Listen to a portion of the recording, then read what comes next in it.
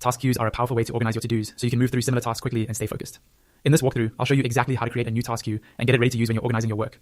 First, make sure you're logged into your HubSpot account and you're on the main homepage. This is the central dashboard you see right after logging in, where you can access all of your tools. From here, look toward the top navigation bar and find the option labeled More. Go ahead and click on More. This opens up a set of additional tools in areas that aren't always visible in the primary navigation.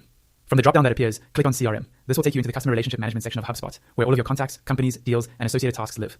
Once you're in the CRM, look along the main navigation inside CRM and locate the Tasks option, then click on Tasks. You should now be on the Tasks page, where you can see your existing tasks and filters. On this page, find the option labeled Manage Queues. This is usually located near the top of the screen, close to where you see task filters or views. Click on Manage Queues to open the area where you can create and edit your task queues.